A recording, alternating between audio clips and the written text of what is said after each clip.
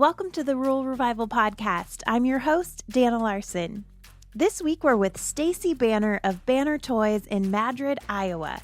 Stacy's sharing how what started as her husband's creative outlet to support her daycare quickly turned into a popular wooden toy business. From moving their business from their garage to the city and then to a small town, plus expanding their business line to later refining that into a core line, it's been quite an exciting journey. We also talk about what it means to have a family business and advice for couple entrepreneurs who are working together. So here we go with Stacy Bannor.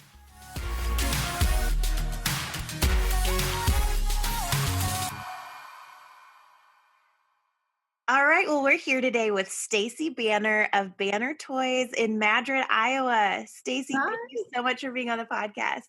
Thank you for having me. Well, tell me a little bit about you. Are you and Jesse, your husband, are you Iowa natives? We are.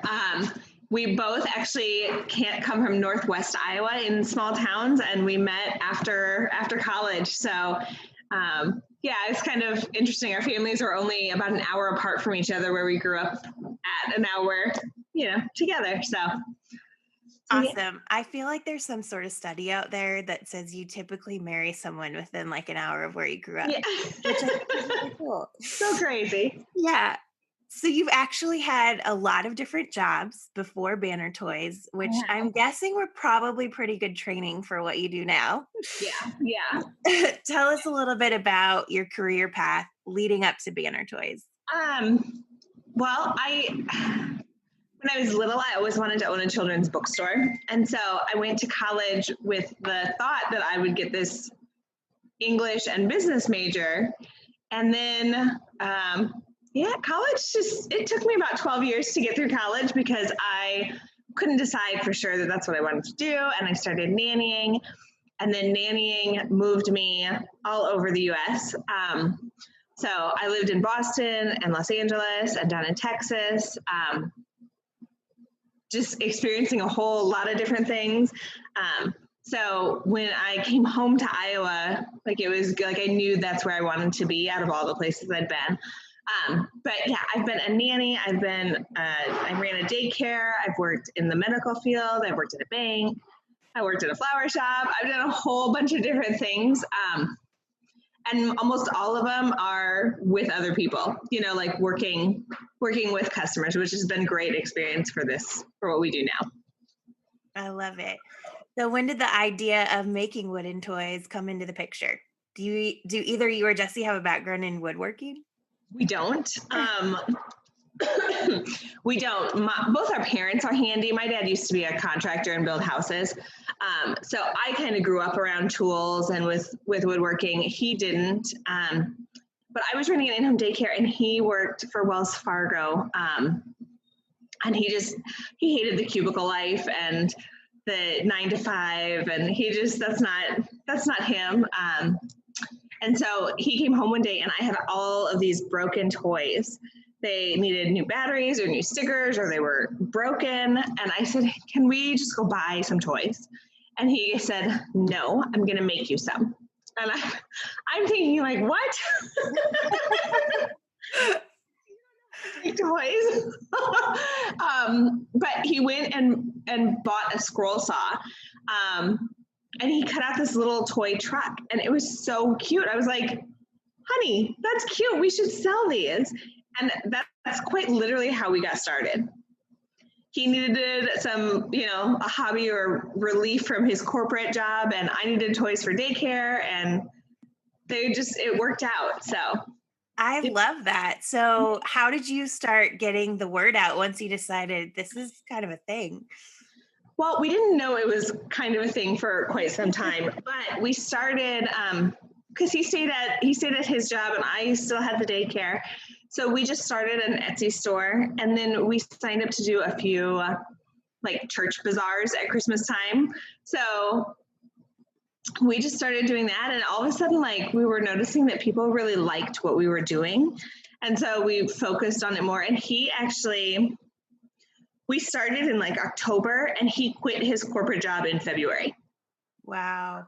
To focus on the toys full time. So it kind of turned into something fast, but we still didn't really know what we had started at that point. I don't think we really knew what we had officially started for several years. So. Wow. Yeah.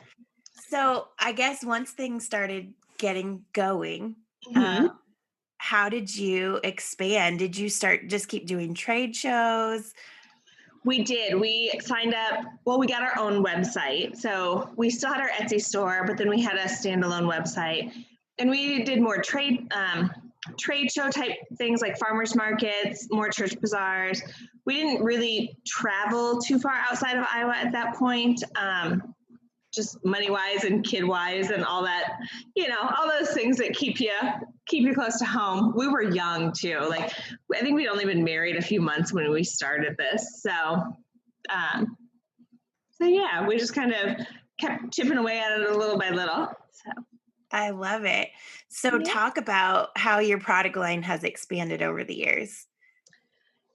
Yeah, we've both expanded and shrunk down our product line. So when we first started, we did everything. I sewed fabric toys. We did painted toys. We did wooden toys. We did everything and anything because that's all we knew. Like, we just tried to do whatever. And then as we got busier, we realized, okay, wait, we got to hone this in because we can't keep up with it. So once we went from like all of these products down to a core line, and that's when our business kind of really took off because we could keep up with shipping times and we could turn around toys in a day or two, and people really liked the fast shipping time, and they didn't necessarily notice that we didn't have all the options that we had prior. So. Wow. So that was good. Yeah.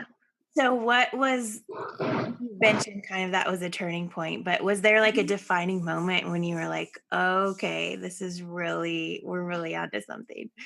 Yeah, I think in 2013, Nordstrom emailed us out of the blue asking if we wanted to be in their stores that Christmas. And we totally just faked it and said, yes, we can do this. And they wanted all these toys. And at that point, we didn't have a CNC machine yet. So we were still hand cutting every single toy as it was ordered on a scroll saw. And here comes this order for several hundred toys that need all hand cut and done. And I think that was the start of where we were like, okay, we're going to go all in with this, or we gotta back up. I was also pregnant with our youngest at the time. So we took the Nordstrom order, and then shortly after we were in Nordstrom, Aiden and I contacted us, and they wanted to place an order for 15,000 teethers. At which point we said yes, because why not, right? I mean, yeah, why not?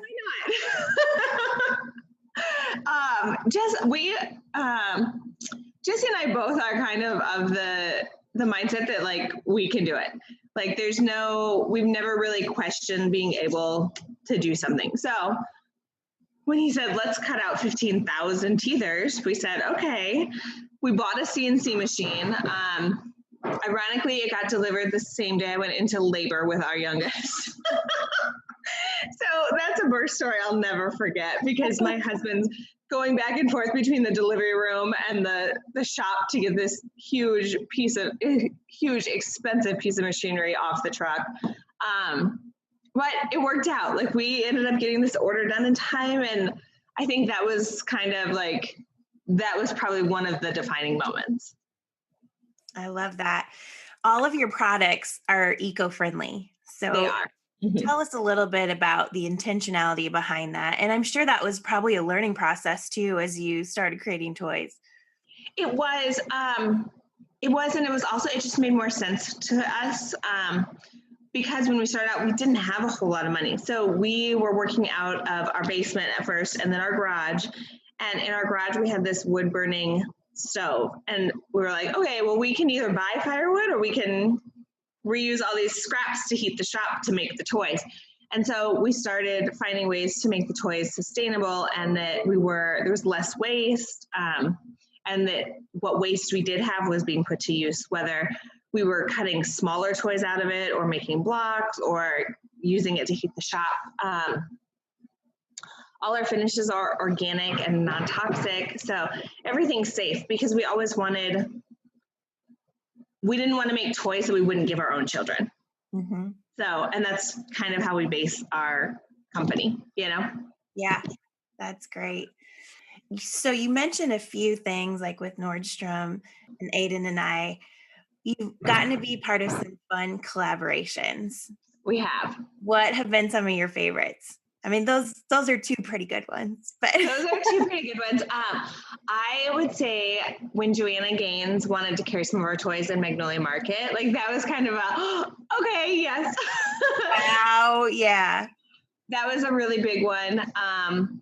We have been on like Fox News. We were invited to the White House. Like this company has kind of just done a whole lot of different things for our small family business that have been incredible. That's so great. Well, at some point you were able to quit your job with the daycare, mm-hmm. and now you have, a whole staff of employees. So yeah, we just hired 2 more people a couple of weeks ago. So it's kind of crazy. I don't know. Every year we get staff and we think, okay, we're good. We're going to make it through Christmas. We're going to get all these orders out. And then Christmas comes and we are amazed by how many orders come in. And we're like, okay, next year we'll hire more people. And so every year our team has grown. But it's really neat because we still have the same staff that we had 4 years ago. We just keep adding to it. So our turnaround is very low, which I think is a great quality of our company. But yeah, we are up to, I think we have 7 in-house employees, and then we contract with like our photographers and our graphic designers and other people across the U.S. and Canada. So there's a lot of people that work behind the scenes to make Bannor toys happen. Yeah. Well, at one point and maybe this was in the beginning, but once you graduated from your garage, you went to Des Moines. Yeah. And then you have since moved your business rural to Madrid, Iowa. We have, yes. And that was one of the best decisions I think we've ever made. Our shop in Des Moines was great. It was right down in the East Village, the downtown part of Des Moines. It was great, but it wasn't really the perfect fit for our family. Just our kids in school, and we wanted them in a smaller community with less people. We wanted to be in a community where we could make a difference. And so when we found the house in Madrid, we were like, this is it. This is where we're supposed to be. And then the building came along a couple years later, so we moved from the country into town. And it's just really been a great experience since we've been here and being a part of a community. I love that. What's been the most rewarding part of the business? Oh, there's a lot. I would say the most is, it's probably the flexibility to be both a mom at home and work here. And all the people we meet and our employees are great. And I don't really know that there's a part of this job that I don't like. And my husband will laugh when I say that. But I just really love what we do. So I think the whole thing's a benefit. That's perfect. You can't ask for better than that. Well, with you and Jesse working together full time, how have you made that work? Any advice for any other couple entrepreneurs out there? Yeah, that's been interesting. We've been doing this for about 10 years together now, about 9.5, I guess. And we have definitely learned how to work together over the years, and it is much better now than it was like in the beginning.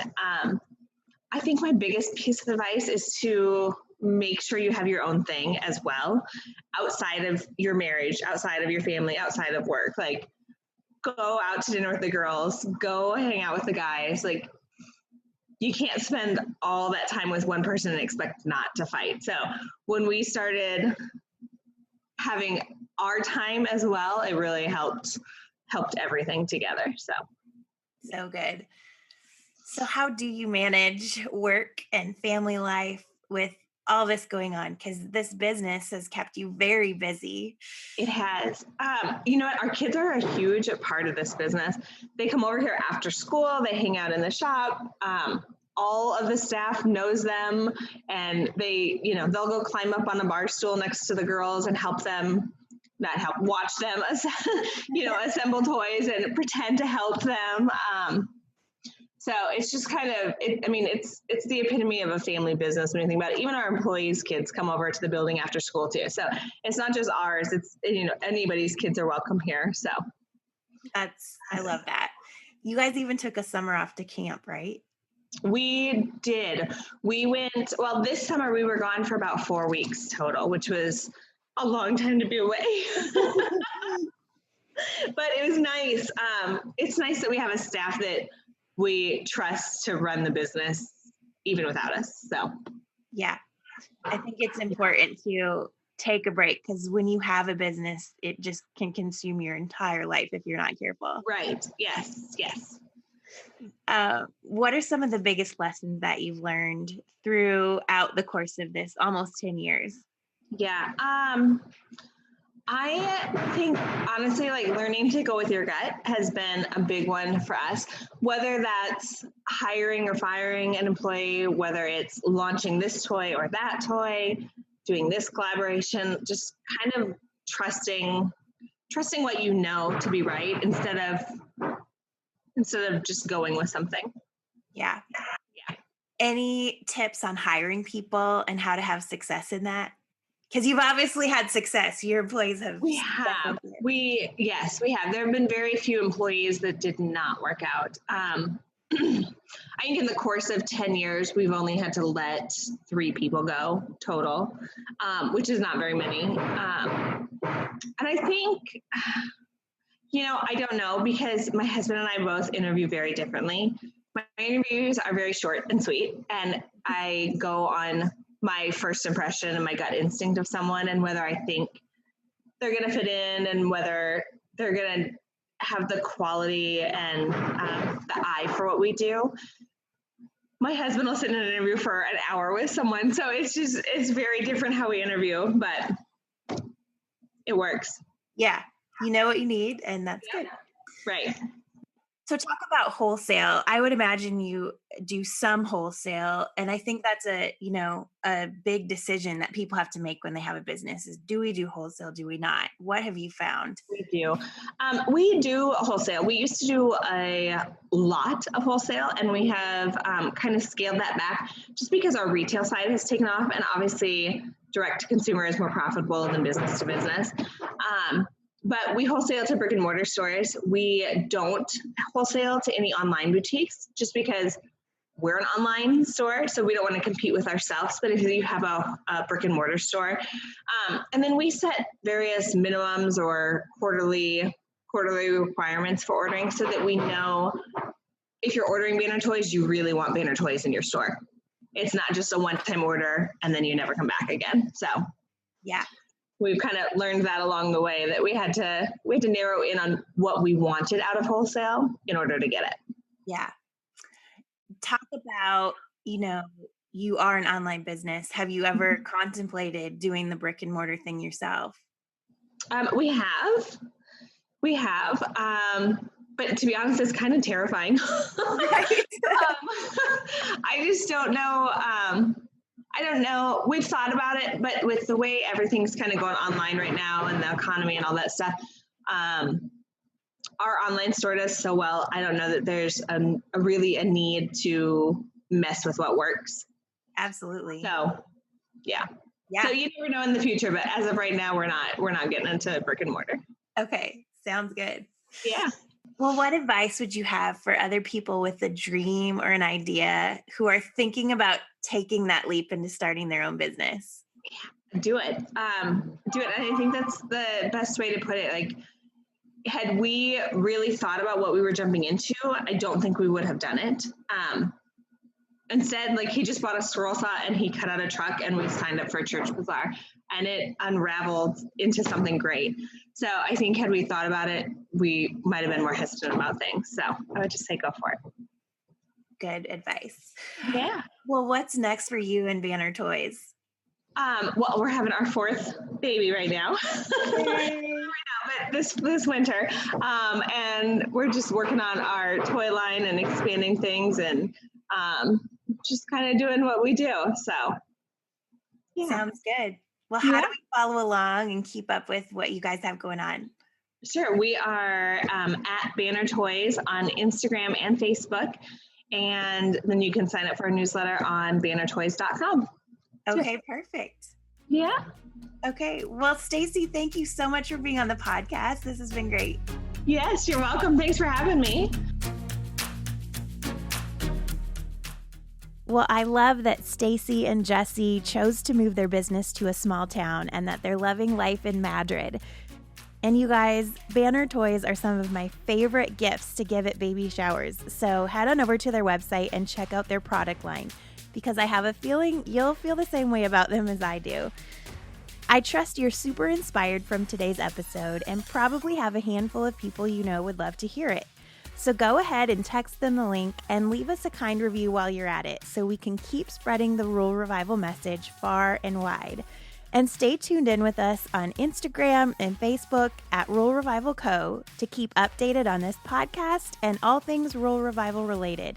And we'll catch you next time on the Rural Revival podcast. Have a great day, everybody.